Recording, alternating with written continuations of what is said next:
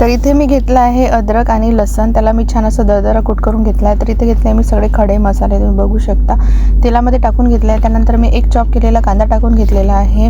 कांदा चांगला परतला की आपण यामध्ये टाकायचं आहे लसण अद्रक जी आपण पेस्ट करून ठेवली होती दरदरा, ती ॲड करायची आहे। तर मी साईडलाच आलूची भाजी करत होती, कारण वीरवानी नेहमी मशरूमची भाजी खात नाही कधी कधी, त्यामुळे मी यांच्यासाठी आलूची भाजी केली होती, आलूचे काप। त्यानंतर आता आपलं लसण अद्रकची पेस्ट छान झाली आहे। त्यानंतर मी टाकले आहे टमाटर। तर टमाटर छान सॉफ्ट झाले की आपण त्यामध्ये टाकायचे आहे हळद, तिखट, मीठ चवीनुसार आणि आपल्याला धने पावडर, जिरे पावडर आपल्या आवडीनुसार टाकून घ्यायचं आहे। त्यानंतर इथे छान आपल्याला हा मसाला शिजू द्यायचा आहे तेल सुटेपर्यंत। तुम्ही बघू शकता तर मी आता आलूच्या भाजीमध्ये पण हळद, तिखट, मीठ थोडं थोडं ॲड करून घेतलेलं आहे। तर मी आलूची भाजी फक्त जिऱ्याची तडका दिला होता त्याला, आणि हे मी असे मशरूम घेतलेले आहे, तुम्ही बघू शकता। तर असे कट करून घेतलेले आहेत, तर ते मी यामध्ये ॲड करून घेतलेले आहे।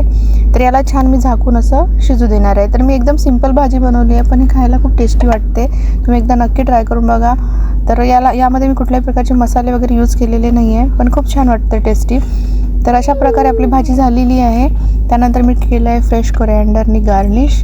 तर आता यासोबत मी केले होते चपात्या, म्हणजे तिखट मिठाचे पराठे केले होते। तर मी चपाती साधी जी असते आपण लाटून घेतो नेहमीप्रमाणे ती लाटून घेतली आहे। त्यानंतर टाकलं आहे थोडंसं तिखट आणि मीठ, त्यावर तेल टाकलं आहे आणि त्याला छान स्प्रेड करून घेतलं आहे आणि त्याला छान असं ट्रायंगल शेपमध्ये लाटून घेतलेले आहे, तुम्ही बघू शकता। इथे मी पराठे छान असे तेल लावून शेकून घेतलेले आहेत, तुम्ही बघू शकता। इतके छान लागतात हे तिखट मिठाचे पराठे, खूप टेस्टी वाटतात खायला, आणि तुम्ही भाजीसोबत काही असे पण खाऊ शकता, खूप छान वाटतात। तर तुम्हाला ही रेसिपी कशी वाटली, एकदम सिंपल साधी, नक्की कॉमेंट करून सांगा। Bye bye.